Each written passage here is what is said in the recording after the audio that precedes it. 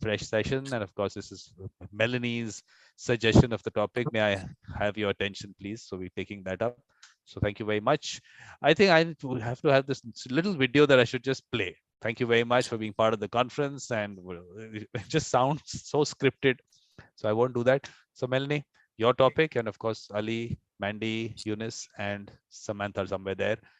Thank you for being part of this.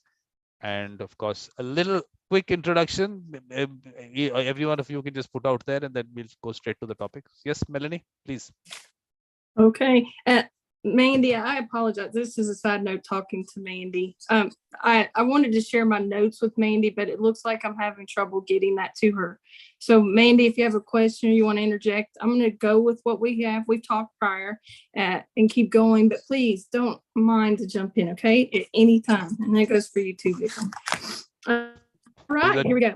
Two people that you don't have to say that. I will give you all my attention, dear Melody. Thank you. That's a good play into that. May I have your attention, please?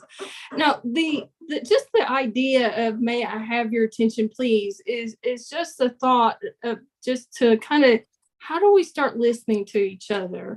And we're not doing too good of a job sometimes. And so just to play on words, listening to the things that we're not hearing others say, or as we talk about empathy, we're going to talk about active listening. So I'm going to go right into it. And then Mandie, you're going to bounce it off of us each at any time. All right. So I was reading a book. Mandie, quick introductions. Just a quick. Yeah. Just jump in, Mandie. No, about yourself, Melanie. We don't need the countries. Now we've removed countries from the picture. Just a little bit about yourself. Just Melanie. I am a creator. I wanted Melanie to talk about herself, but she's not willing to. Melanie, just a quick one about yourself. Yes, I'm a creator. Okay, Mandie. Okay, here, Melanie is becoming a problem. You speak to Melanie. No, I'll speak. I was just letting Mandie say something. All right. So I'm a mother. I'm a wife. I'm a mediator. I'm actually even a grandmother. I practiced nursing for a long time before I went back to study law. So there's just a lot that I've got going on in my mind. So Vikram's aware. We've worked together. Mandie, I've worked with. Eunice, a pleasure of meeting you today. Ollie, I see you on. I don't see anybody else join in, but I mean to thank you for attending, and maybe we'll work through some concepts together. Is that good enough, Vikram? Yeah, that's okay. Yeah, just okay. Yes. Mandie, do you want to say anything? Mandie, a quick one. No, okay, she said no. Okay, so I'm gonna go with it. No, Mandie has to give us. No, she has to. Yeah. Each of you has to at least say four words about yourself. Mandie, please. Come on, Mandie. Do it. Yeah. Okay.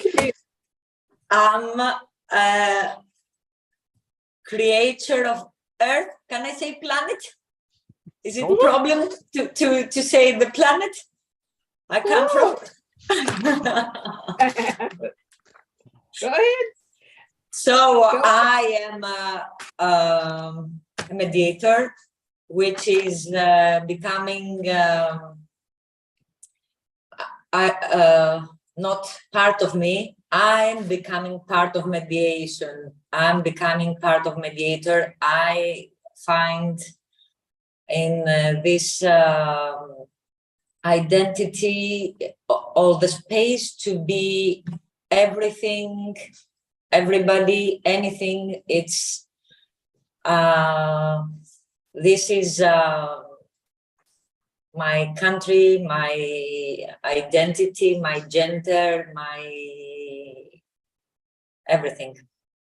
Okay, whatever that was. Perfect. Okay, Eunice, a little bit about yourself. All right, thank you, Melanie, Mandie, and everyone for coming, attending this conference. Vikram, thank you so much for putting this together.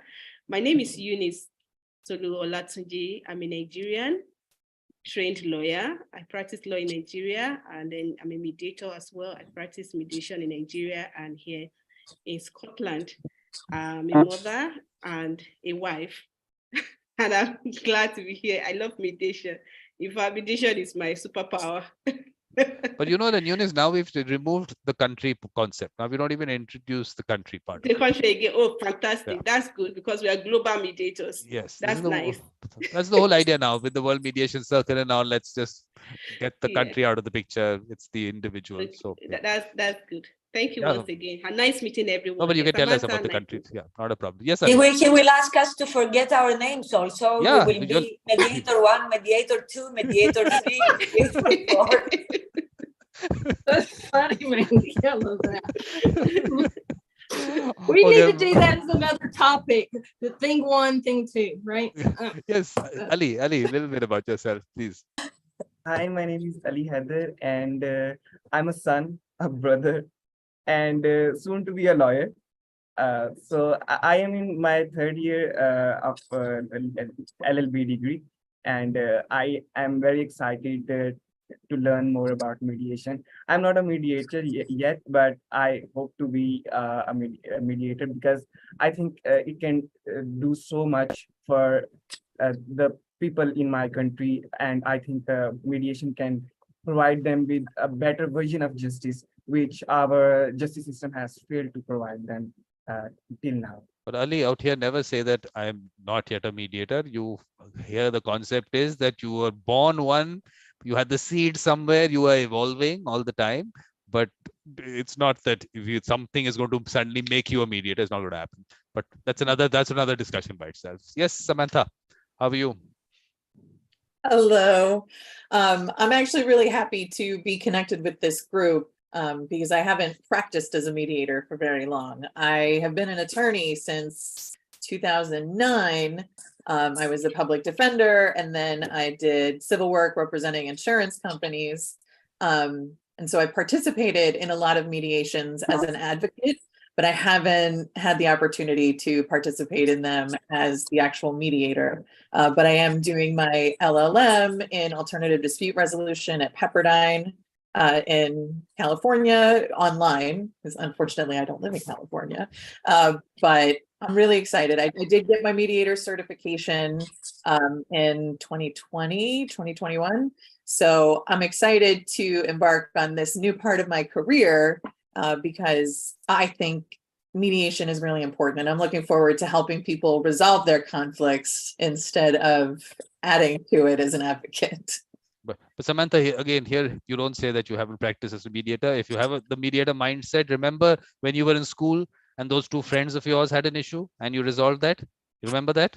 You do remember that. So you practiced as a mediator, and that nothing changes. If nothing changes beyond that. That's very true. So Melanie, of course, look, in a way, this is, I mean, people should know that there is a kind of a continuation of the session with Eunice. I mean, in a way. So please watch that also, and then we'll continue from here. Yes, Melody, all yours. Okay, thank you. So it's very nice to listen to each of you and what you bring to the table here, especially the ones studying. I can relate. Pepperdine, I did go to Malibu to study at Pepperdine with Ken Cloak and his wife, and so I share that the beauty of the campus. If you ever go there, please do. It's absolutely beautiful. Anyway, back out on that. Let's talk about why I named this May I Have Your Attention, Please? It's called that because I believe we need to have a better active listening skill mindset. We also we'll talk a lot about empathy. I will cite literature and that'll be available for any of you that want to do that. And all right, so the first book I'm going to bring up about active listening is The Power of Empathy. And so Ali and the other one that studied as a lawyer, and I think Eunice, and the lady, I'm sorry, please remind me her name. Vikram. It's all there. Samantha's name, Mandy's name. No, I or can't. Eunice's I can't see her on my screen. Samantha. Yes. So The Power of Empathy, it's an ABA law, so ABA law practice today. It was cited in January of 2021, and it's empathy in a legal system. You can also reach that literature by, if you look on the web at lawpracticetoday.org. So an empathetic attorney.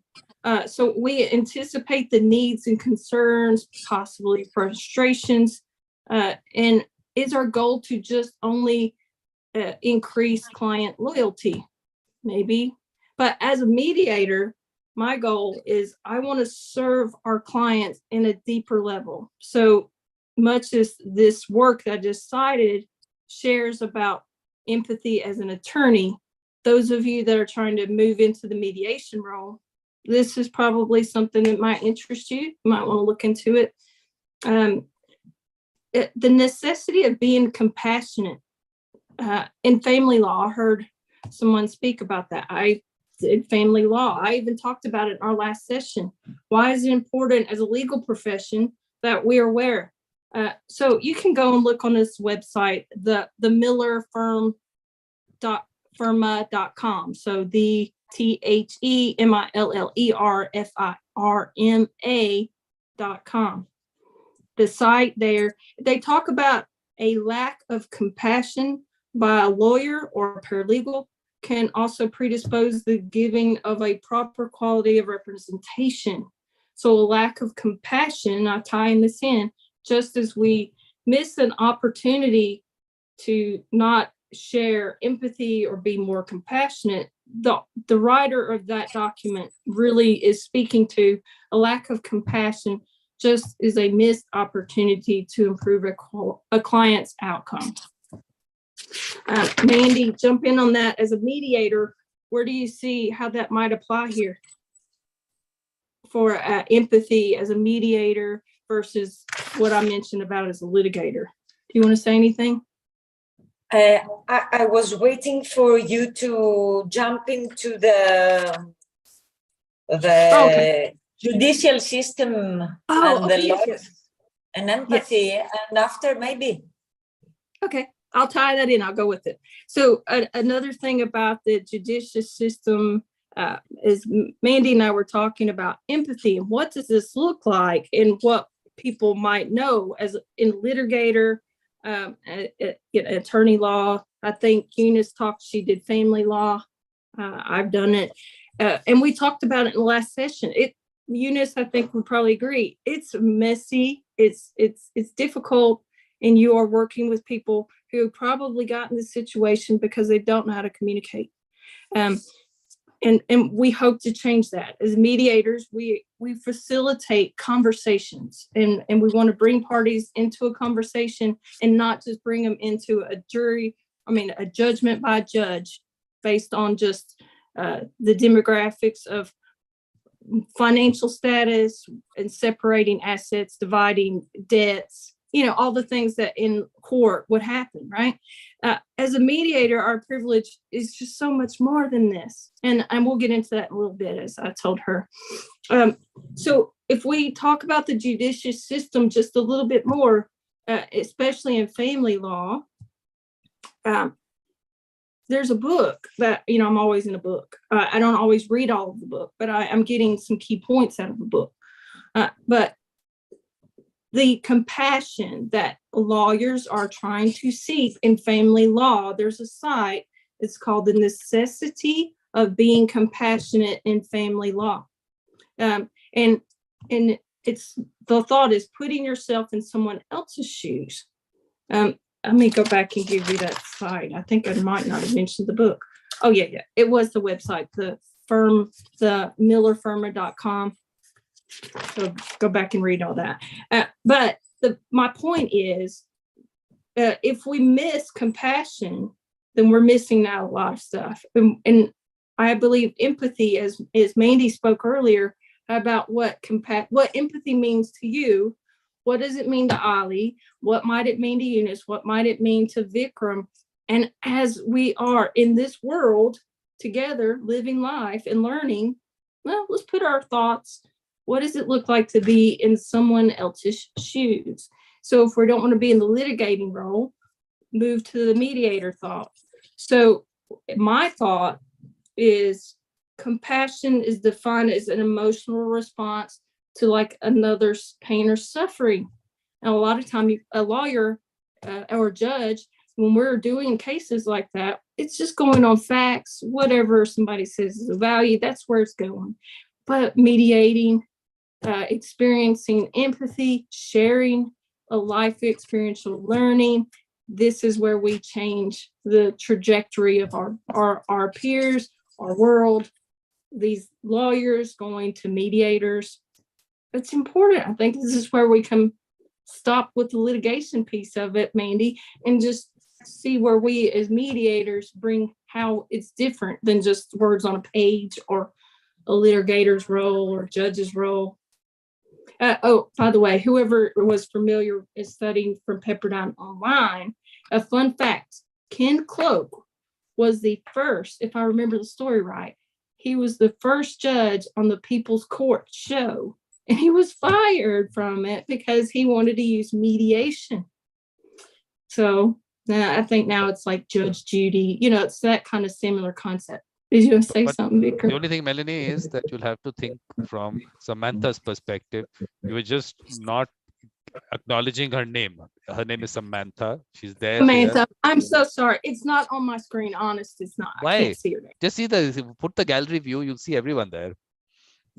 So okay. Okay. So she's not the person who is studying online in Pepperdine. She's Samantha. I'm sorry, Samantha. I agree with you. I agree. Please accept my apologies on that. And I'll take that criticism, Vikram. Thank you. All right. So if we want to put ourselves in someone else's shoes, the idea of indirectly mirroring an emotion, like let's say an example, a mother, Mandie, your mom, you can relate to that. So if we pull in that emotion, then it's opportunities to share compassion, experience what that might be. Well, how we're going to teach our kids. Do they want that chocolate? Is they're crying for this food? Eunice, you mentioned it in your spot about what is the child wanting? Well, they may be wanting our attention. And I think that's a value here. Let's give ourselves, may I have your attention, please? These children of ours that mine are grown, but they wanted my attention. And I wasn't always the best communicator with them. I made mistakes. And we find that in the litigating role if we're doing family law.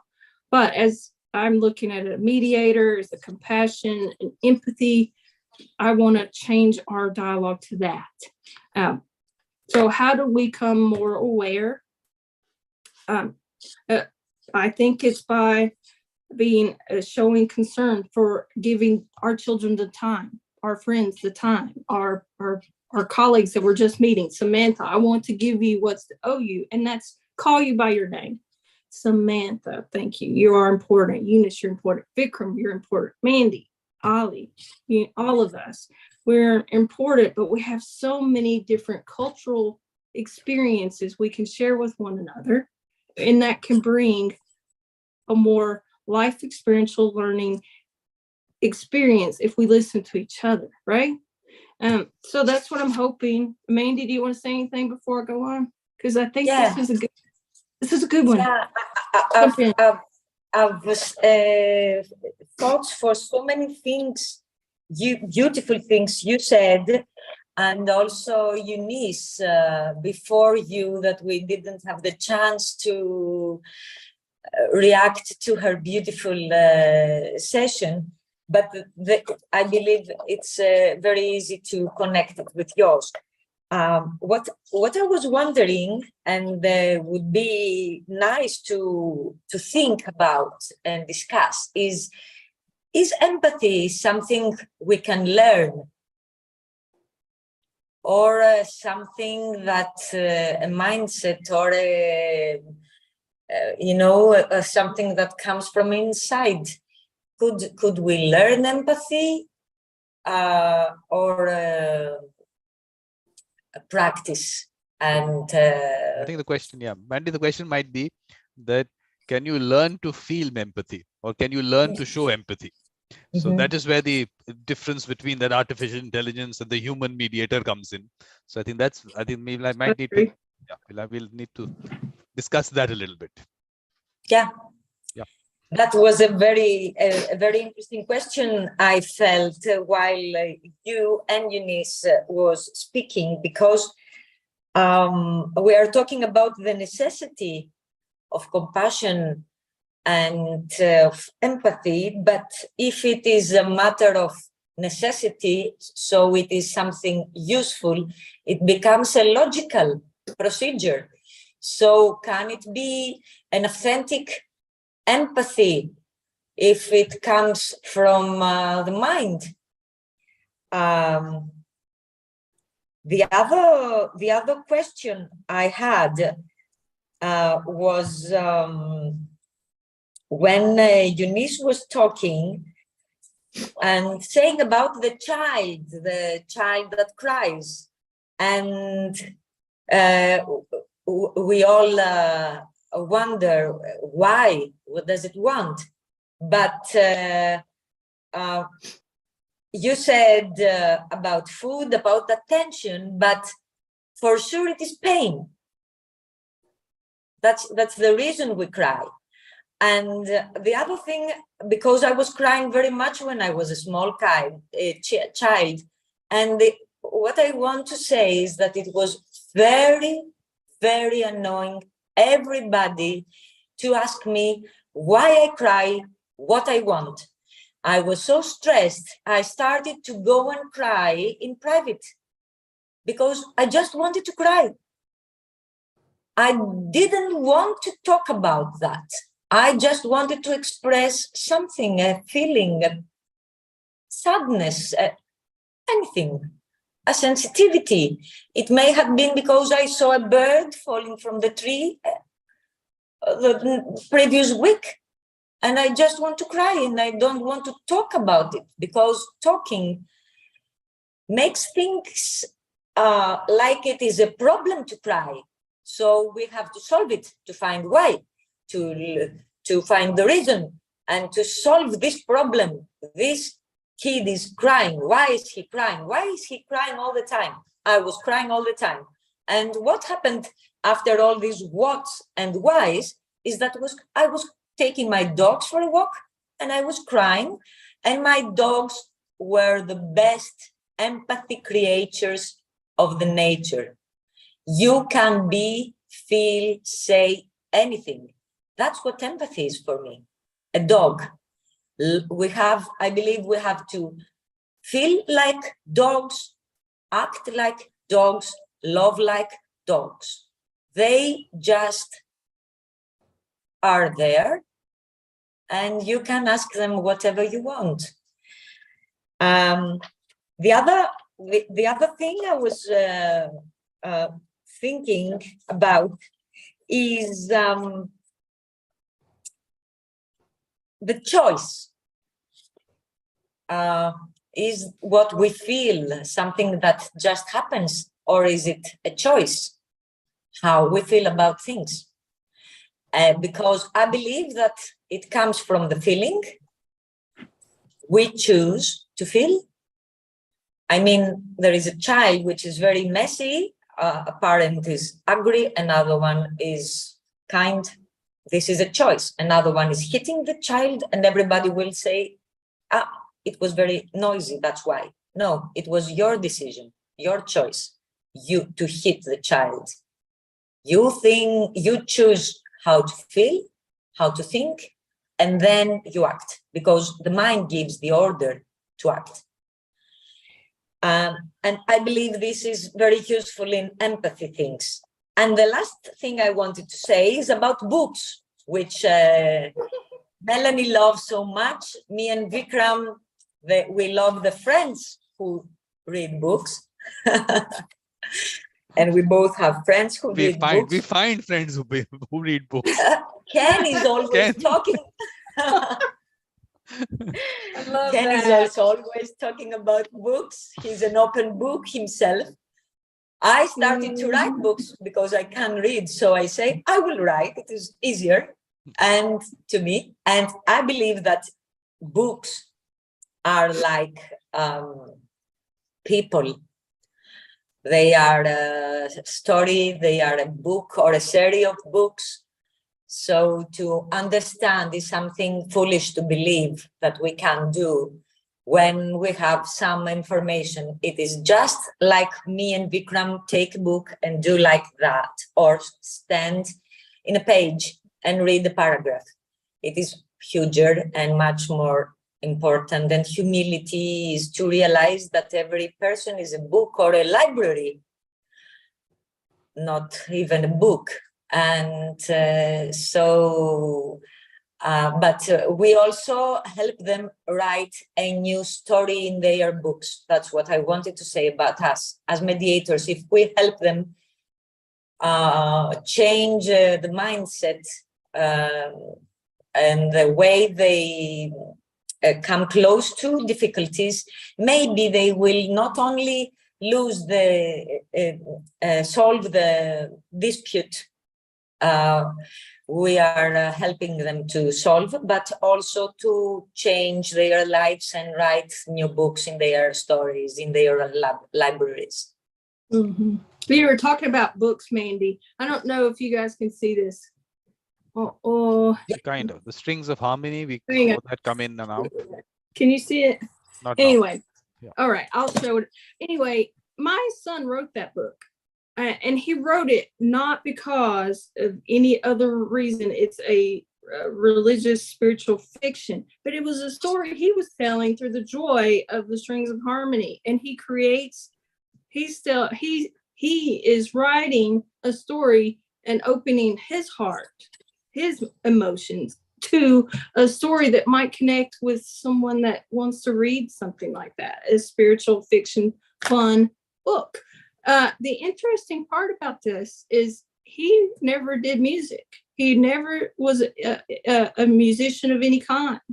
I was, but he wrote this from his heart, and that's what makes this book beautiful. But much like the opportunities to read just a simple paragraph, if we make our hearts an open book, then we start to really connect with each other. We're connecting with emotions, compassion, the empathy part, connecting of life. It is to walk a mile in someone's shoes, the stress, the angst that it is. Mandie talked about. She might be sad if a bird fell. Well, I want to be empathetic enough to listen that matters to her. It matters. And we can also use this in a mediation process. If we can show our clients that we care what they're saying and maybe help give them pause to think, that's important. I'm going to go on to another thing. Mandie and I spoke earlier. But Melanie, do you think we should get Samantha, Ali, and Eunice in also for their comments? Sure. Because the if you idea wanna was get this on was it. supposed to be a kind of a discussion format, Oh, yes, other yes, than sure. the speaker format that we have in the symposia. So let's get Okay. Samantha. Do Any it. comments? That's Anything beautiful. that you want to put in right now? Mhm. Yeah, Ali. The topic, may I get your attention, please? So this was, I was reading The Republic by Plato a few days ago, and on his second page, when the Socrates is going back to his city from the deities, the event which honors the deity, and there he finds Polemarchus, Adamantius, and Glaucon, and they ask him to come along with them and meet their father and have a discussion. So from there they make a whole new state of themselves, an ideal state. Then Socrates was not very happy to go with them, along with them. So but these guys, Adamantius, Polemarchus, and Glaucon, said that we will take you with us. So as Socrates said, can you let me go? Can I do something to persuade you? But those guys said, but can you persuade us if we refuse to listen to you? And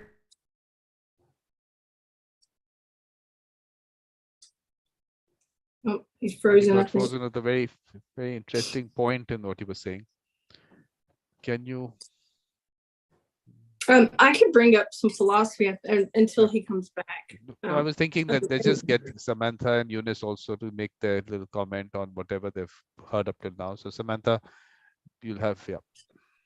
I think what Melanie was just saying about being empathetic enough to appreciate what's important to the people that you're speaking to is something that we all have to practice. I mean, I know that I do, and as a practicing attorney, I was very used to actively listening to multiple different things, but also thinking about what I was going to say next. And, rather like, I think I have to practice different skills of just being truly present and really actively listening and not doing anything, but actively listening to the people that I'm engaging with. But the thing is that when the difference between feeling empathy and showing empathy, and when you're feeling it, I think everything, all that, I think comes with it. And when you have the mediator mindset on top of that, I think all that kind of gets taken care of, I think. But let's see what Eunice has to say. Eunice, some comment? Yeah, I think from what Melanie had said about the string of harmony, that her son wrote the book, even though he's not a musician, but he wrote it from the heart. And Melanie, that is a musician, could connect with what he had written because it was from the heart. I think that is empathy. Oh, I love that. You're Thank able you. to get into, even though you are different, but you are able to get into that and they're like, oh, you got it. That is it. I think that is empathy. Just that as a mediator, we need to be careful, but there is a thin line between empathy and crossing the line of impartiality, because there are two people in the room. So we don't get caught up with saying that, oh, you're not listening to me. Why are you just focusing on Melanie only? So we just have to be conscious and balance things in the room as a mediator. But I think that expression, writing from the heart, getting into the people's mind like you had them, is empathy for me. I think Eunice, this aspect that you brought out, I think they brought another whole area of discussion about the whole concept of impartiality and all that. Look, the point is that who puts out all these constraints on you? I mean, if you're listening from the heart, you're connecting from the heart, where does all this come in? I have to show this, that person should feel this. I think it should just, if it's connectedness of a certain kind, when there's trust, I think, of course, important part is trust. When trust is there, all these things should not come up, but the whole theoretical aspect of it comes out. Someone sitting there wants to get into, where are you being impartial? Should you show this? Should you be doing that?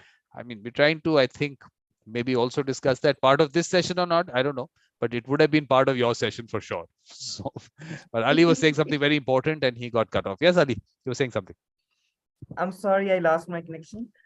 So I was just saying that in a mediation landscape, we need people to participate in that landscape. If someone refuses to listen, if someone refuses to participate and move forward, the matters will not resolve themselves by themselves.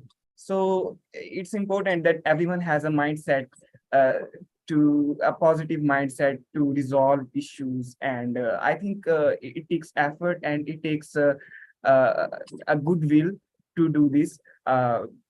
You cannot just be willing to resolve all the issues. It takes something out. It takes something from people to do something good. So in my opinion, intelligent so I was just reading Dostoevsky the other day, and you must have read about the book The Idiot by Dostoevsky, and it's a great book. I love that book. And in that book, I think Dostoevsky is trying to say that someone is not stupid to be good. It's not someone is not great if someone is doing something great in this world just because someone has wealth and someone can be cunning, someone can move politically, can build a career by cunning and intelligence. If someone is doing goodness in this world, it does not mean that they have a simple mind and they are an idiot. So the idiot, the character of Prince Mishkin, it was a beautiful character that just poured their heart out, that they shared so much love in this world. They gave so much to people that people called them idiot. But I agree with Dostoevsky. Such people are not stupid. It takes intelligence. It takes effort to be good. It takes effort to resolve issues. So that's what I just wanted to say. Thank you so much. Nice. Yes, Melanie, you want to take us forward there, you're saying? Yes, and just to add to Ali's thoughts, in philosophy and the quest for truth, just experiencing the literature created such a story for us to hear just now. So Ali, thank you for sharing. That's the beautiful part of communication and just experiencing life, is sharing thoughts like that. So Ali, that was beautiful. Thank you. I mean, we could go on. We could talk about philosophy and the search for knowledge and break it all down, but I think we're kind of past that. So what if we just hop in and talk about the good, bad, and the ugly? That's not a book. It's either facts, it's objectives, it's subjective. It is what we make it. But, you know, like Eunice talked about a fine line between the empathy, and she can jump in if she wants to unmute and share her thought on that. But I think there was a lot to be heard just by listening to each other's ideas of what empathy means to each other and what it does it mean as a professional realm, as a litigator, now mediator. The joys that come in this is helping other people have awe moments where they're learning from their life experiences, the struggles that they've been through. You know, we might not meet these clients if they were in a struggle, but if we want to take that and learn from that, it's like, have we personally been in a journey of struggle? Yes. Can we apply our actions, our thoughts, our willingness to listen? It's life experiential learning, and emotional intellect is part of that. There is a lot of literature on emotional intelligence, Daniel Goldman being a leader of it. There are many others, but if, like my son wrote that book, From the Heart, we can take these things that these people are wanting to be paid for the books they write and just put it in our heart. And then we start to tell our story and people start to want what we have. It's a positive moving forward, learning from what we might have struggled with, what they're dealing with, or entrusting us to help them work through this. And the most tender part of it is if we're in family law and looking at children that don't have a say, there is a lot to be heard. These children, much like this book my son wrote, I want them to feel that they have something to bring, and they will learn from the unpleasantries that their parents might have had in their life. They'll learn from that, whether it be in a good way or a bad way. They'll move from it, or they'll stay a victim to it. I hope they don't stay a victim to it. I want to help them on a journey of positivity, working to resolve conflicts that matter. And we're all here to do that, I think, all of us. As a mediator, don't go by the courts and say you're a mediator, this, or this. You are, as Vikram says, because you're already trying to do something much greater than limits. It's just to what a book or a judicial system limits us to do. Right? Mandie, did you have something you want to say, Luca? Yeah. I was thinking while you were speaking, and Eunice, Samantha, and Ali, that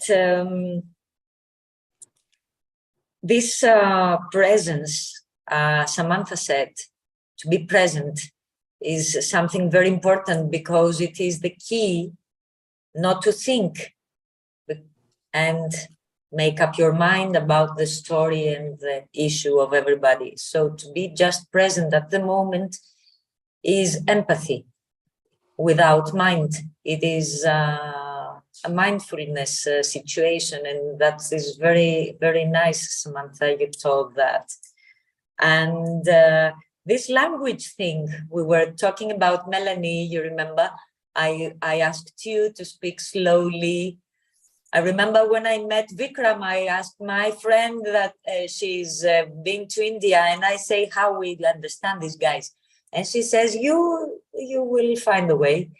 And finally, after connection, Indian English of Vikram was something very familiar, because we were speaking from heart to heart or spirit to spirit. Also, Ali, while he was speaking, I had all my attention, which also may help. I was thinking that maybe if you don't know the language, you have much more attention, or, you know, you're trying a little harder to connect with the person who's talking. So that's very interesting, because you don't make your conclusions, or you don't, you know, find the resolution. It is not our job to find the resolution. It is the participants that have to solve the problem. So to be present, as Samantha said, is very important to step to empathy, to practice that, and to have a true attention. And the children you were talking about, Melanie, they are not even there. And their silence is their voice. So maybe this gives much more power than the kid that would speak, and the adults were trying to translate what he meant. Being not there makes us be mediators of them, from what every children wants: peace. Peace between the parents. I don't think, even if they say anything else, I believe this is the most important thing every child wants when there is a dispute between the parents. Peace. Peace, love, nothing else. So this is a peaceful silence and absence, which is very important to pay attention to. And that's very, very nice. You have this beautiful ability that you work with children, and you're very sensitive, dear Melanie. That's very nice. Thank you. Yeah. We had this beautiful session, this symposium for language, and we had very beautiful talks about that. Mm-hmm. But before we have this active listening, there must be somebody who speaks to listen to him. So first of all, there must be the space for somebody, the trust, the neutrality, all this frame, all this situation that he feels comfortable to speak, and feeling free to speak, we can listen. That's the difference between the judicial system. I believe we will have some time, because Melanie has this beautiful idea to make this, to compare this, these spaces, the judicial and the mediation. I don't know, Melanie. That might be for another day, because it is so robust if we get caught up in it. But the space, the word that you talk about, space, I want to give you an example. My husband and I had the pleasure of traveling to an island down in the lower states, United States. But we decided that we would do some self-care, and we would go have a couples massage. I met a person, and this masseuse was a former lawyer, and he changed his skill set to be, Mandie, you talked about the importance of touch, as you wanted your feelings to be thought, a hug or a word that just lets someone speak, but you have to be a spoken word, and then you need to listen to it. This man gave space to his skill set. He got out of the lawyering and went to go do something very hands-on, because he believed his calling was to offer a renderance of serenity, mindfulness, offering space and tranquility to our thoughts. So my husband's thoughts are going probably in a veterinary world, because he's a veterinary surgeon. He's probably like, how many surgeries do I need to do when I get back in town, right? I'm thinking, oh, this feels so good and relaxing. But I'm also in my mind, Mandie and I talked about it. Mandie, I'll give you the opportunity to talk about what we said earlier. Do you remember what we were doing in a video chat yesterday? What I was doing and what you were doing were very different. but the space and the beautiful thoughts of reassuring me, Mandie, how beautiful. You had my back. You were going to join me in a beautiful conversation today. It's so beautiful. I have rendered that a beautiful thought in my heart, my mind, and my soul. And I appreciate this. Okay. So, okay. What Melanie? What we'll do? Mandie, Okay. well, What we Mandie need, what needs we to did not do, Melanie, was that Eunice was wanting to finish her slide. Eunice, was there something on your slides that you wanted to finish? The ones that you had shown us? I didn't. Were there a couple of them which were left out? Okay. Yes, I just wanted to mention the challenges in expressing empathy. Yeah, because which after you finish that, we have to, those things that we did not discuss there were showing empathy, feeling empathy, compassion, neutrality, all that needs to be discussed. So please, I thought I'm just hoping that you're covering something in your slides. So let's see. Okay, should I share the last slide now? Yes, please. Okay.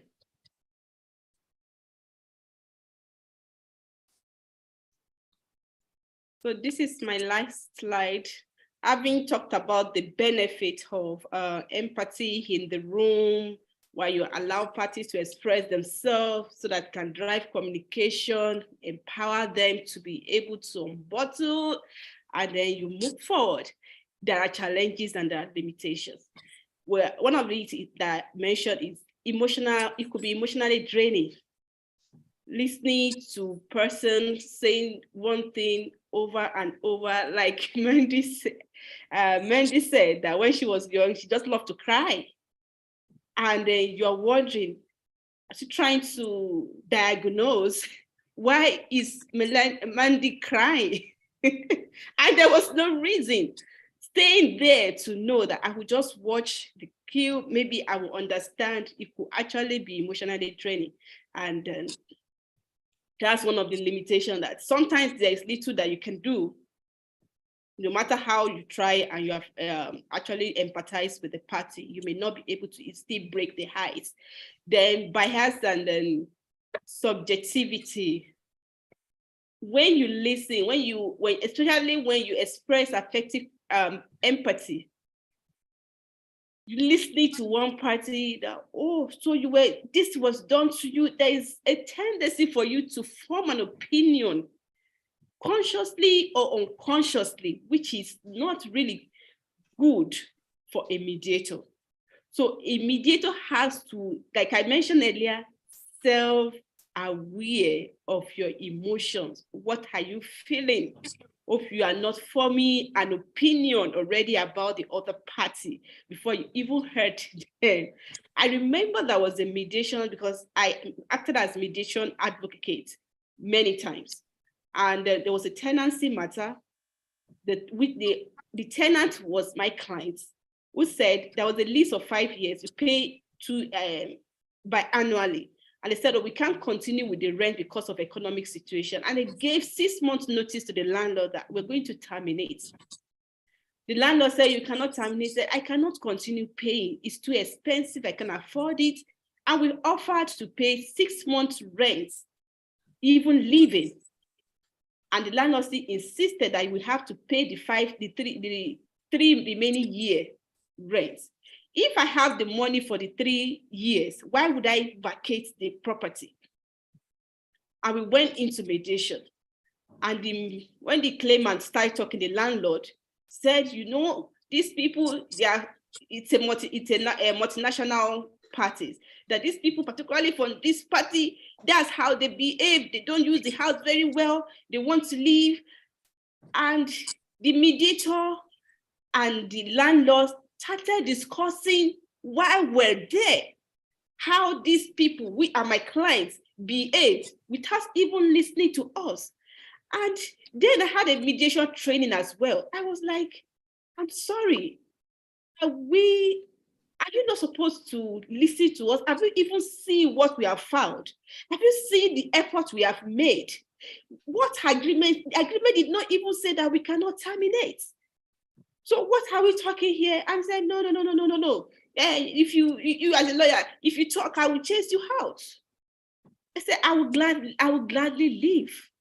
I think what the mediator did that she already got biased, carried away, perhaps because of what she has experienced before. I don't know. But she did not listen to us. And that matter did not settle there. We left that center. Eventually, the landlord came back to us like, if you want to go to court, go to court. Let's see what the court. You will not even get that 6 months that we are offered you. He came back, he collected the 6 months, and that was how we resolved it. So as a mediator, what would have been your success story if you're not careful in trying to be empathetic towards the story that you're being heard? You may lose the other party out and you lose your essence in the room. Then I think I've mentioned the cultural and contextual differences too. Because we are from different backgrounds, even people from the same continent, people from the same, even from the same home, still have different values, embrace different values. So we have to understand that there are limitations to how much we can actually get into the shoe of these people or feel what they are feeling, so that we don't get drained or exhausted by ourselves. Then we have limited perspective, which is similar to the cultural and the differences as well. You cannot understand the total experiences of people. Yes, you want to understand where they're coming from. You can't understand it all. So there is limits to what you can understand. But for you to know more, it's by asking questions. Your questioning skill. Questioning skills, listening. Be comfortable with silence. Listen, sometimes when there is silence in the room, we feel the urge like, oh, is everybody's going quiet? Let me feel it.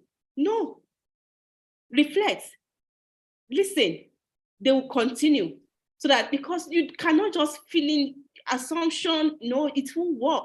Get clarification, summarize, mirror what they have said back to them, rather than trying to just, okay, I've gotten it right. I understand what is going on. And you want to fix it all. You are not a madam or Mr. Fix It all the time. You can't fix all things. Then time and resources constraints. Because while people are expressing their emotions, you can go on and on and on and on. And if you, let's say you rented a place as a venue of the mediation, thank God for internet. Even with internet, you have to subscribe. You have other people that are lined up. So you may not have the patience to wait a long time that, oh, this is going too far. I think I have to stop it right here.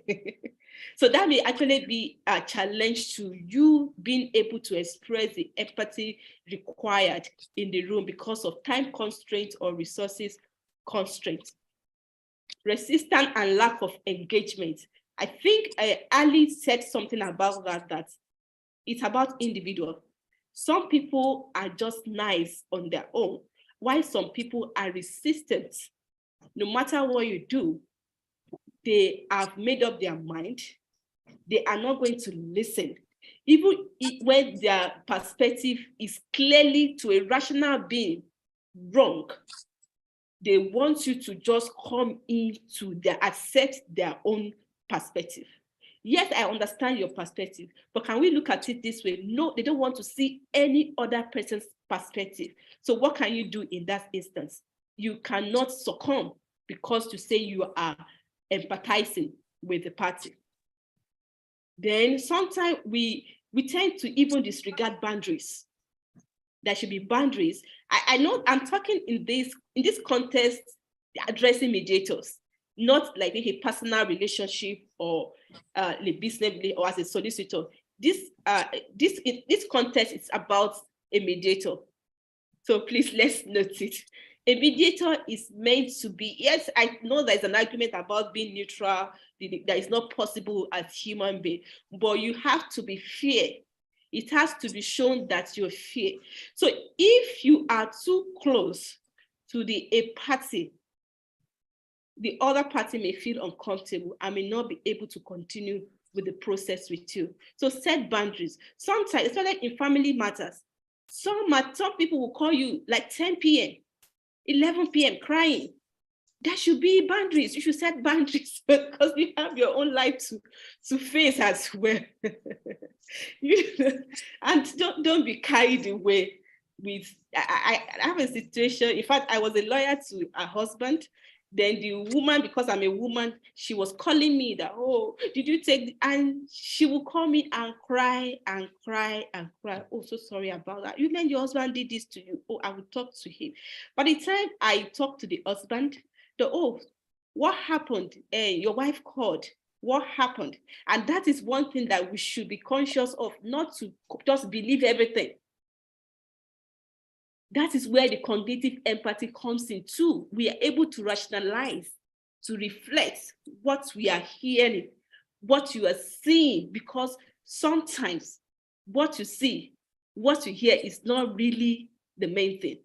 Thankfully, the husband is always recording the conversation. And by the time that, oh, I will not say anything, let me just play it to you, you'd see that it was totally different.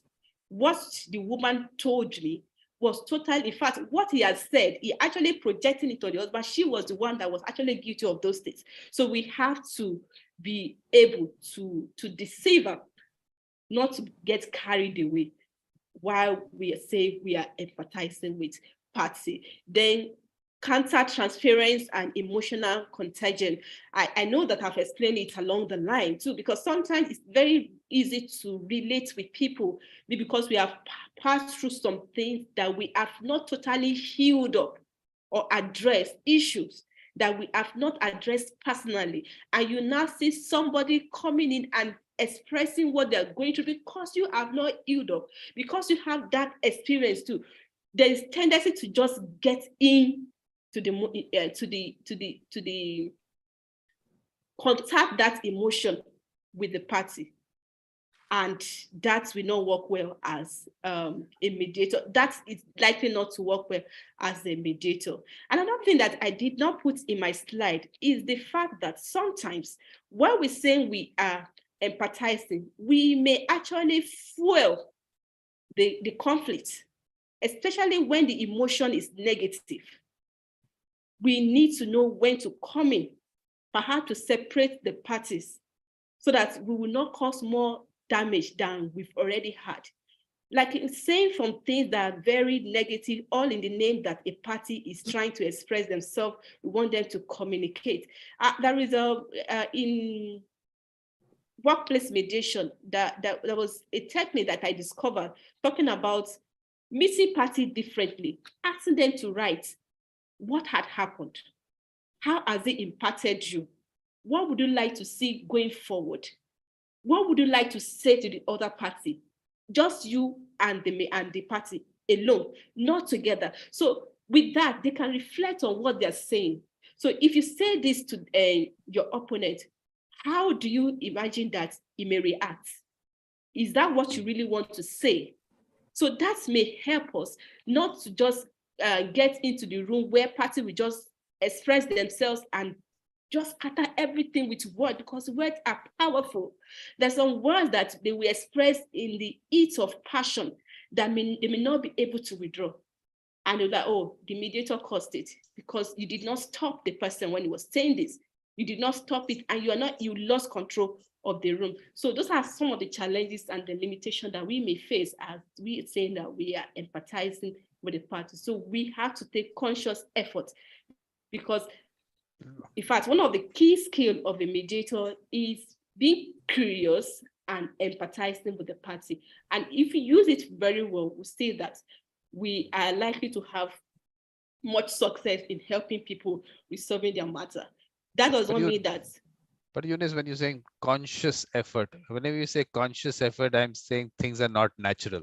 And if things are not natural, then let the machine do it. The machine. Let the machine do anything which is not natural. Why does it have to be a conscious effort? Just be yourself, Eunice. Just be yourself. If they trust you and you are yourself, you bring your authentic self, everything else works out. The moment you start program yourself on anything, it's not going to be natural. And machines are going to do a much better job on that. I believe that when you continue practicing, it becomes part of you. You know, like I mentioned earlier, that I didn't know, sometimes we are unconscious, we have some blind spot. I believe in myself that I'm the most wonderful person to work with. I'm very empathetic. emotionally and cognitively. Until when I had that mediation practice, and then I like, okay, can we move on? And person was like, move on just like that? That's so fast. I was like, but I've empathized, I've said sorry, I've identified with you, but they said it was not enough. So I have to take conscious effort, getting aware of my behavior, what I'm saying, how is this sounding? How would this person take it? So it's not about using AI or being programmed. It's just about you retraining and relearning, improving oneself all the time. Because we can't, I don't think we are there yet. We are all work in progress. And we continue to work and continue to improve day by day. Melanie has Melanie had a comment to make. So okay, I'll just stop my slide. Yeah. Yes, Melanie. You had some comment? Yeah, as Eunice mentions, if we don't, have control of the room. But what I would say most, I will stop clients that are in crisis like that and say, are you aware of, let's go to the general civil court for the landowner and land tenant. So if this client you were talking about, they need out because they can't afford the process. Well, they don't know that once you're done with this mediation, you've got to go chase one and get the dollars. That's one issue. But then the other thing is, what is going to happen if the landlord doesn't want to listen to the needs of the tenant? There is being evicted is on your record. It is a punishable thing, and it is very harmful to those that are looking for affordable housing. So if we don't give compassion, we automatically make the road very difficult for the other. So that's important. And Vikram, I'm so sorry, but I kind of need to tie up my end on this side. I've got another appointment I need to deal with. So may I give a closure thought, and then you can just before your closure thing, you already said give compassion. Now that whole give compassion is a discussion by itself. Whether you give compassion. Yes, it is. I'm okay. So these things are words are thrown around. We'll have to discuss it. But yeah, we will. Yeah, yes. No, you please. If you have to go, you have to go. So please, if you want to wrap it up, I'll tie up my thought, and I call it the really big picture. Because we can't fix the trials that these people have gotten themselves into. We are facilitating conversations, and they've got to figure out how they will live with the decisions that they will make together. But in the case of the landlord tenant, one more thing, and then I'll move on, is eviction is harmful. And I need, before they're ready to settle, why not let compassion be? I will look directly at the landlord and say, I hear that you really want to recover these dollars, but what I also hear is that they entrusted you with housing. They have afforded as much as they could to receive it, and they want to give, but they need out because they can no longer help you. And the bigger picture is for the landlord, he wants the dollars right then. But just think, if you could end with a contingent on performance resolution, that person's going to have housing or a way to go out, and then the landlord can re-rent and make the profit. It's a win. But if they're closed-minded, they hurt each other very, very big. The dollars for the landlord that are still being chased that the person doesn't have, and then the eviction notice that tenant will be faced with permanently. So that I tie this into my final words on a really big picture. And what all of you have really given thought is, what is the big picture? What questions should we be asking for the visual and the listening and all the other things that aren't being discussed, right? And I share this with space and thought that Mandie brought up, the mindfulness. Some view it as a roadmap to living life well. But the way that we can live life well is to practice empathy, make a choice to not make it about us, to give a deeper conversation where they're not aware of why they're in a conflict in the beginning. And how do you want to go there on the end? Well, that means I'm going to step up as that mediator. I'm going to look at you with as much compassion as I can and say, I hear you, but let's see if we could venture out what it might look if we open this idea up of a bigger picture. You need money, they need housing. What does that look like? We have an option as mediators to do that. One last thing. Yale University has a book, and it's called The Really Big Picture, a book of a life worth living. Actually, it's the life worth living. It's a guide that they consider to what matters most. So if you get an option in something you want to take a peek at, it's a really good one. It's just a fundamental thought of a physical reality of what, if we want to talk about metaphysics of human agency, it's so much bigger than what people are able to think. So this book encourages a shape of flourishing intellectually, emotionally, spiritually, a bigger picture. It's like a puzzle for children.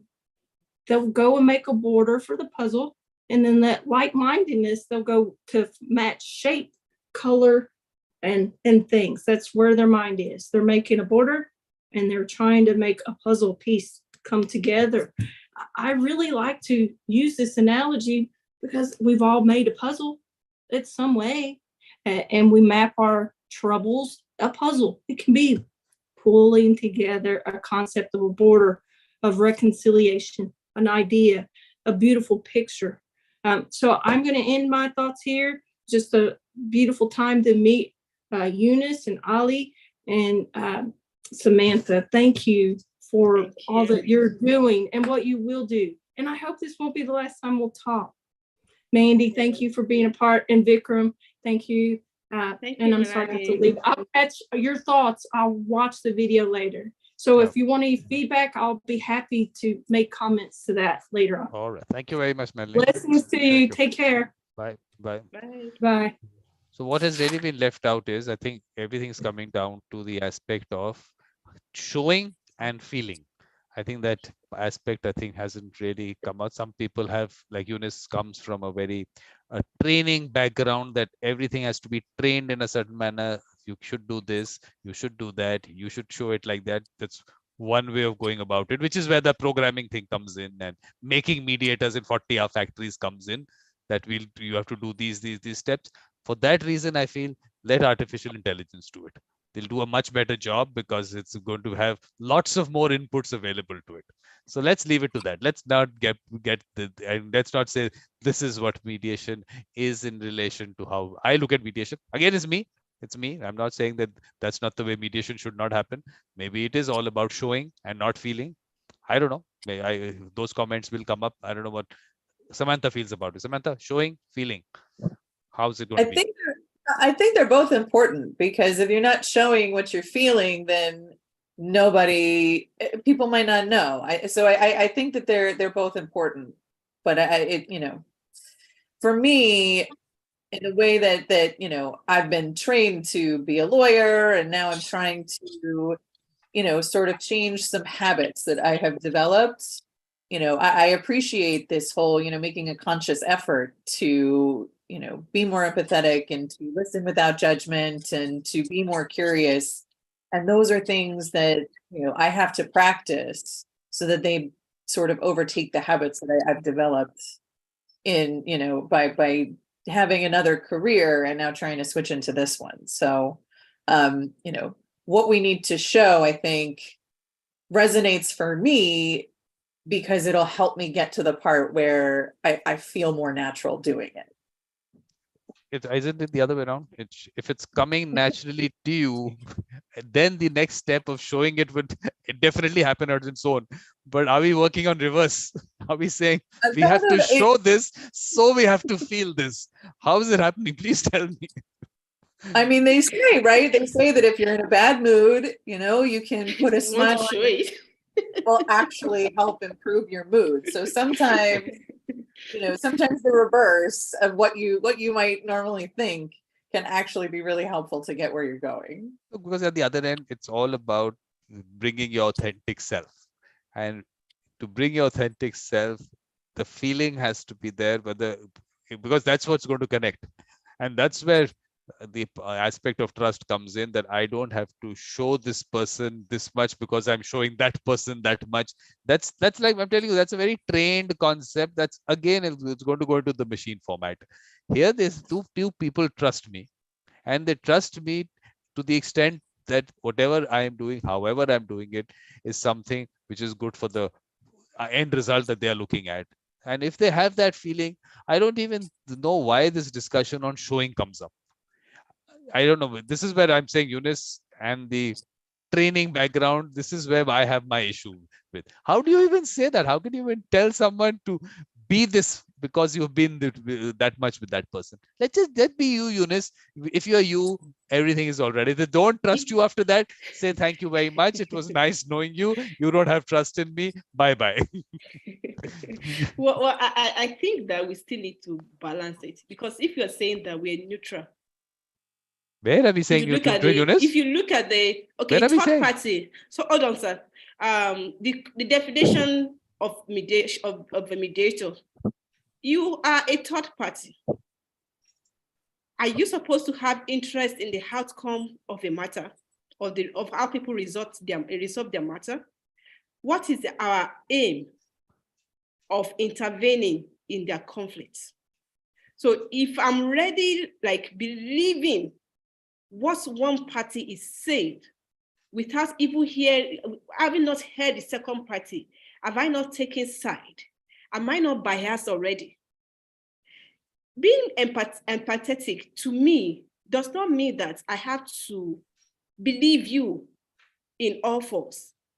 What it means to me is me understanding where you're coming from, understanding what forms your beliefs, and then help you feel, okay, I can resonate with the right emotion. Sometimes somebody may be talking, I'm the first girl in my house, so I'm a disciplinarian. There's some things that my younger ones, they know that you do this is what you should do. And there's some behavior that I would not tolerate. So if a party comes before me and they are saying some things that are like, oh, in my head, it's like, you are lazy. Should I say it out? Because I don't know where they're coming from. I have to put myself, okay, calm down. We are not from the same place. Because my feeling at that point is like, I don't know, that's being lazy. I feel irritated. But should I show that? Will it not piss them off? I believe that I should still calm down. That's why the emotional regulation comes in. What am I feeling? If I should act out what I'm feeling, it's not going to be good. It's not an appropriate emotion to combat what the person is feeling right now. Somebody is already down. And if I now tell you how I'm feeling, you'll be as in totally down. That is not it. We are supposed to motivate people. I love to motivate. If you watch me on social media, I try to motivate people. I love to tell people, okay, to encourage people that because of what I've said, I'm not giving up. But sometimes some people, like, naturally that, oh, you could do more. Like somebody who wants to get into university, you did not write the entry exam. Is there sense in it? But they may not know. They may not have the understanding. Should I just say the way I'm feeling? I don't think so. I think I can show compassion, even though the feeling is not. I can regulate my feelings to match up with the appropriate action that I should show. That's the way I see it. Okay, so Eunice, basically what we're looking at is, again, always go back to artificial intelligence. Eunice, the artificial intelligence. It's emotional intelligence. Emotional. It's emotional. It's not artificial. It's emotional. Emotional means that I am not stopping myself. If emotions are flowing, artificial is I can create an artificial boundary there that, okay, this is how much I have to be there, how much I don't want to be there, how much I should show, should not show. I mean, if you have that much time to calculate all that, then you're not being in the moment. Then you're already, there is something else happening in your mind. And this is, I mean, our communication, if I'm thinking, should I say this to Eunice or not? Am I going to say it, or am I going to think this? It has to flow the way it has to flow. So I'm just saying that there is whatever happens inside, maybe subconsciously, yes, maybe certain things happen because of your experience or whatever other reasons they come to you. It has to happen subconsciously. The point is that if it is going to happen based on you telling yourself, I must do it, where do you have the time for that? The next sentence is gone. The next word is gone. The next emotion has come in.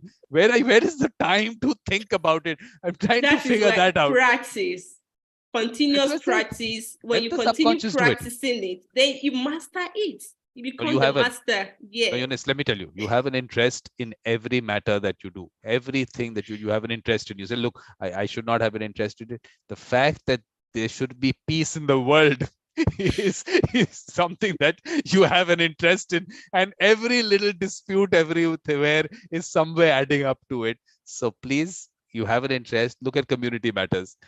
The peace in the community is important for you. So you have an interest in that. And what is wrong with that? There's nothing wrong with it. So you have an interest in it. So don't cut yourself out from it. You're trying to be the machine, and I'm trying to bring you back the Eunice, the person. And she says, "No, I want to be the machine." No, It's Eunice, not machine. Eunice, the person we need. This fight is going to continue, Eunice, up till I don't either make you a machine or I make one of the two is going to happen. So yes, Samantha's going to say Samantha something. I'm sorry. I'm really invested in this sort of debate, because I came in more on Eunice's side of, we have to be a little bit of a machine. At least that's what the ethics rules of my certification tell me. But I do appreciate, being able to just letting things flow. And if you're really trying to think about what you're showing, not being in the moment, which is something that I personally want to work on, not just for mediation, but for my personal life as well. But I wanted to thank everybody, because I also have to run to another appointment. But I really appreciate everybody for spending the time here and participating and giving me lots to think about. Thank you, Samantha, for dropping in. And Thank you, Samantha. you're going to drop in for Michelle's session, the next one that she's doing, and drop in for any of the others, your wish, whenever you want to drop in. Yep. I promise I will. Thank you very much. Yep. Thank you. And Mandie also wanted to say something. Mandie, how difficult is it to understand us? Should we speak slowly for you? Are you able to understand us? Is there a problem anywhere to understand us? Please tell us. Are you facing any difficulty at all? She couldn't unmute herself. She's trying to unmute. We You don't are want her to muted. unmute. She's very nice unmuted. Muted. You are muted. Okay. Yeah. So I have to go to at 7:30, but here in Greece we are large and generous with time. So, but I have to go. I wanted to say for goodbye an example to take Vikram's joke and humor. I like humor. I feel it's a very beautiful way of connection, and empathy is connection. So I would like to say as an example something true, that while we saw the last Eunice, the last slice of your presentation, and you were so happy to talk about things, and though I had all my attention, I couldn't understand what you were saying, but I didn't want to interrupt you and I started looking at your face, at your eyes, your necklace, your environment, so your earbuds, all the details of your face, without understanding, but still being in the present, your smile, your teeth, and I felt very connected with you without understanding a word. I felt very I felt you are very trustful. And if I was a client, I believe, even if I didn't understand your thoughts, or even if you couldn't understand his point of view or his truth, it would be okay, because there would be a connection, and empathy is that frame, that space, that trust, that peace, that it is okay here. I can be what I can be, And even if we don't believe the truth that the other person says, we know it's his truth. And we respect that he has some reasons he has this truth. So we don't have not even to believe it, not even to understand it, just to hear it with empathy. He has his truth and he feels uncomfortable in this truth because there are problems that coming out of it. So that's why he has come to us. So this is so beautiful to feel empathy. And if we feel, I believe it comes out. And Whenever that's, whenever Mandie comes in, we have to speak very slowly for. She has a little bit of a problem in understanding the language. And we are not wrong. no, It's a yes. not what I said, because I prefer to watch to Eunice than to hear what she says. She's very a beautiful and kind person, and I had this beautiful opportunity to see her body language. But I'm just trying to figure And it out. her speak, which is a connection also. It is not mind to mind only, the connection. So thank you very much. But It was I'm trying to, Mandie, I have very to understand. helpful for the empathy. So what I'm trying to understand is that why do you face such a And if difficulty I in had understanding people? understood, dear Vikram, you forget that if I had understood what she said, you could have to interrupt me and say, you talk too much, Mandie. It's No. not your session. Stop. I would have many ideas. Now I have a few ideas. It's better this way. I'm trying to understand why you flow. face such difficulty in flow. understanding people. We have to understand that, because I understand what Eunice says, I understand what Ali says, I understand what you say. Why is it difficult for you to not be able to understand what Eunice says or Ali says or what I say? Where is the problem? We It have to is understand like that. you ask. It is like you ask a fish why it is so difficult for you to climb a tree, or to ask a monkey why is it so difficult for you to travel to the space. Everybody has his abilities and his talents. Absolutely. That's why we want to asking you why. How should we make it easier for you? Should we type it out while talking? Is there something else we should do to make it easier for you? How will it become easier for you? I don't want it easier. If I want it, I can ask it. Thank you. I feel free to ask for it. I could have told to Eunice, please, can you slow down? But I had other thoughts and I was observing, so it was very nice. I would feel very comfortable to ask. Thank you. Okay. Anyway, thank you, Mandie. Thank you, very Mandie, much. for the compliment. I'm so sorry that you couldn't hear me. Next time No, I'll try to go slowly. I will see the video again. I will see the video again and I will understand, I'm sure. Thank you very much Thank you, Mandie. for the company. Bye, Mandie. Thank you. Thank you. Bye. All right. Thank But you. what we didn't get was Ali's thoughts. Ali, any thoughts that you want to put across? So my perspective on empathy is a very selfish one. I would say I think love is the gift that you give yourself. So sharing more love, it returns. It comes like a boomerang, and it makes your life much beautiful. So it's like empathy. I would say I would agree with you that it's not that you can program and code into AI. And it's very human thing. Love is very human thing. So we need to be more human, and we need to be a little selfish too. That if we share more love, it will makes us more lovable too. In other case, if we don't share love, if we don't be empathetic, we would be more hateful and we would be more unlovable. So I agree with you that this is a very human thing, and it can't be taken away from us and replicated in a machine. Ali, what about showing love or feeling love? What do you want? The feeling part of it or the showing part of it? I believe it's very important to show love as well. Like I already said in the previous session that if you keep all your love inside you, it makes you miserable. Sharing love and showing compassion and empathy is very important. if someone doesn't have a friend or a person they can help and they can share their love, it will it will make their life less easier. So even if I am a good human being, it not sharing love does not make me a bad person, but it does not make me evil, or it does not make me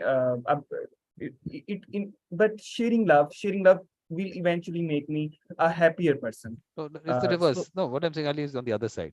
When you're not feeling it, but showing it. There is a programmed concept that Yunus is putting out there. When you will show uh, without feeling, Let, that let is no, me what. let me tell you I an just analogy. Yeah. Sorry, Ali, go for it. Yeah. After uh, you. yeah, Yeah, I'm I supposed think to that run. it can only flow from a source. Love can only come No, from a source. she's saying what happened is that they studied some human beings and they said when they feel love, they show it like this. So what they Yeah, took I out, agree. they said, oh, now we don't have to feel it. Now what these human beings show, we'll take those 10 points. This is how they show love. And we will tell people that this is how you have to show things. So This is I'm just what putting, I I'm just It said. makes putting you, it. I it makes you have a to better come in here. actor. I have to go. I have to catch a bus by 5:55. But let me tell you, I didn't say that you shouldn't feel. But I'm saying that sometimes what you feel may not be what you express.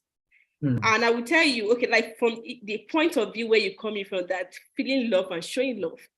In Africa, in those days, they used to betroth women to men like a forced marriage. And they will tell you, stay there. With time, you will grow to love the man. So whether you love the man at that point that they betrothed you, you have to show respect. You have to show this gesture of love. And with time that you grow in love. When you got there and you are showing all those lovely gestures, you were not in love. They were not in love. And you see that even those marriages, though some of them were enduring, but they continue to show, they continue to demonstrate and acting it. So it's not about a machine. It takes human. Machine is what you program into it. But human being, that you can regulate it, that this is what I want to show. So, sometimes you wake up in the morning, you don't want to go out.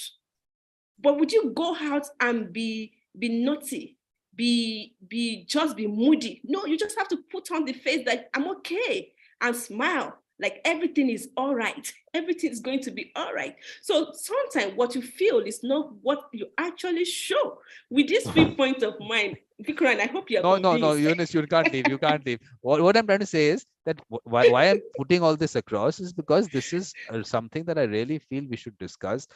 Actually, if the machines can show and the other person actually receives it and is happy with it, let machines do it, because we need lots of mediators out there.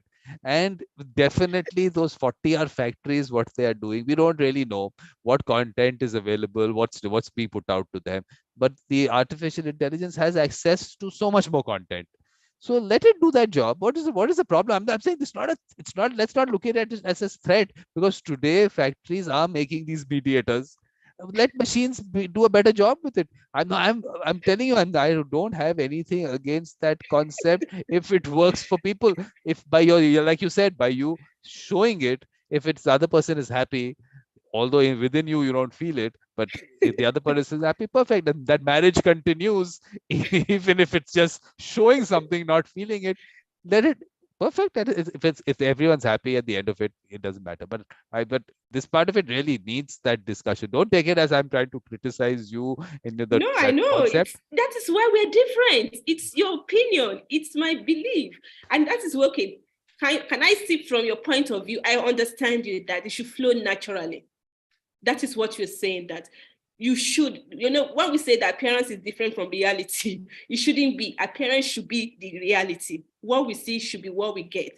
I think that's your point of view, right? My point of view is that whatever is not flowing naturally, leave it to the machines. They'll do a much better job of it. And wherever it's flowing naturally and where people want that human connection, give that to them. Give the human connection where the human connection is required, and otherwise where you are actually going to be not being a human and you're not letting it flow naturally, leave it to the machines. I'm So saying that. So I'm it's not like saying that. Yeah, yeah, Ali. it's like saying that only those persons should come into mediation, those who have natural ability to show love. Not those people, who can't show love, they should not come into mediation. Exactly. Someone So, doesn't feel it. It doesn't yeah, feel that aspect of it, doesn't bring that human connection in. For that person, I mean, that is that person really required in it, or can the machine do a better job of it? Because if it is working in terms of getting settlements done, if you don't really need the human connection and you have to just show, the machines will be able to do that. So I think that that part of it they'll take care of. But there are certain places where the human connection will be required. In that case, it won't be showing, it will be feeling. The whole symposium I did on heart, soul, spirituality, and mediation. So those connections between us, the energy that is flowing, all those aspects that are around us, which we also don't have words for. Theory doesn't have, they don't have words for all this. So they don't talk about it. But that human connection between us, which is much beyond what we understand, is not out there. They don't have that. So when they reach that level, they'll start understanding these issues. But Eunice needs to rush. She has to rush. She's always in a rush. Yeah. It's not so. You know what happened? I went to Edinburgh for a workshop that opened that I will get to Glasgow. Glasgow is not my final destination. I live in Kilmarnock, which is about 1 hour to Glasgow. So I broke the journey that, okay, let me stay back in Glasgow to attend this conference. Then by 6, if I don't get the bus by 6, then I have to wait till 7 Okay. to get to where I'm going. I'll be getting home by 8:30. So that was what happened. You know, So I'm you a know, student now, so I have to just adapt so many things. I just but how is Scotland treating you? Is Scotland treating you all right? yes, it's a beautiful place. Okay, good. Yes, Please go and visit some golf courses. I'll try this summer if I finish my dissertation. Or when I finish it, I will finish. When I finish my dissertation, I will be able to do some sightseeing and enjoy the summer. Good. Thank you very much for, of course, Thank you so being much for part this of it. platform. Thank Thank you you so for what much. you're doing. Ali, thank you for joining. Thank you so much. You are very welcome.